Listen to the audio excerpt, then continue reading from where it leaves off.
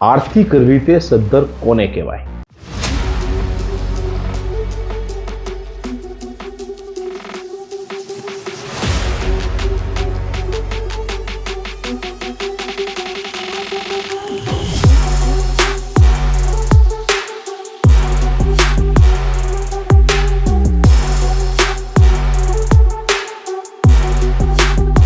જય સ્વામિનારાયણ। આજે રવિવાર, રવિભાઈની સાથે દર રવિવારે મારા વિડીયો આપ અચૂક નિહાળતા હોવ છો, પણ મારી ચેનલને જો સબસ્ક્રાઇબ કરવાનું બાકી રહી જતું હોય તો ચેનલને સબસ્ક્રાઇબ કરી દેજો।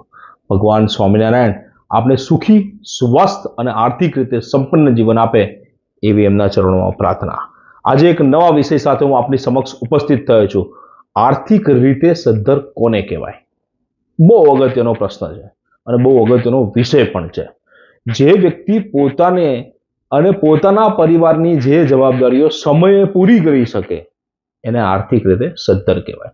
એવું જોવામાં આવ્યું છે કે પૈસાદાર અને 50 વર્ષથી વધારે ઉંમર હોવા છતાં નાની નાની જવાબદારીઓ, આર્થિક જવાબદારીઓ જે છે એના માટે પણ એને બેંકનું બેલેન્સ ચેક કરવું પડતું હોય છે। હજી પણ ઘણા બધા એડજસ્ટમેન્ટ કરવા પડતા હોય છે।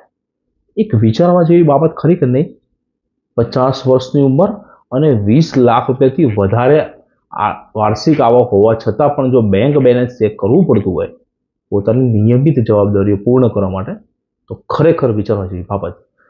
આપણી જે જવાબદારી છે, જેમ કે light bill, tax bill, insurance પોલિસીસનું પ્રીમિયમ, રિટેલ બિલ, ઘર ખર્ચ, સ્કૂલ ફીસ, કાર લોનનો EMI, જેના માટે આપણે દર મહિને જો હજી સેટ કરવું પડતું હોય અને આપણે 25 વર્ષથી કમાવાનું ચાલુ કર્યું હોય અને હજી પણ જો આ ખર્ચાઓ આપણે સેટ કરવા પડતા હોય, હજી પણ આ ખર્ચાઓને આપણે ગોઠવવા પડતા હોય, તો ક્યાંક ને ક્યાંક આર્થિક આયોજનની અંદરનો અભાવ ચોક્કસ કારણભૂત હોઈ શકે।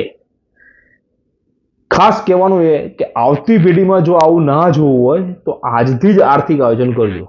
મોટા મોટા ટર્નઓવર કરી પાતળો નફો કરતા હો અને લોકોની અંદર બહુ દેખાડો થતો હોય એના માટે તમે સખત મહેનત કરો છો, સખત સ્ટ્રેસ લો છો, સખત કોમ્પ્રોમાઇઝ કરો છો, કેટલી બધી પારિવારિક જવાબદારીઓને તમે નેગ્લેક્ટ કરો છો અને પછી આ પૈસો કમાઓ છો, તો શેના માટે કમાઓ છો? શું કરવા કમાઓ છો?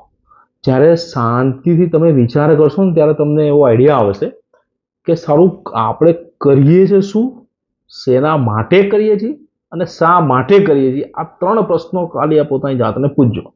ભેગું કરવા માટે મહેનત કરીએ છીએ, પણ જેને ભેગા રાખવાના છે ને એ જ ભેગા રહેતા નથી। તો આર્થિક રીતે સદ્ધર કોને કહેવાય? જો વધારે ડિટેલમાં તમારે આયોજન કરવું હોય અને વધુ સ્વસ્થ રહેવું હોય આર્થિક રીતે, તો અમે પણ આર્થિક સલાહકાર છીએ। આપ અમારો સંપર્ક કરી શકો છો। જય સ્વામિનારાયણ। આપને મારો વિડીયો સારો લાગ્યો હોય તો કોમેન્ટ કરજો, શેર કરજો અને લાઈક કરવાનું ભૂલતા નહીં।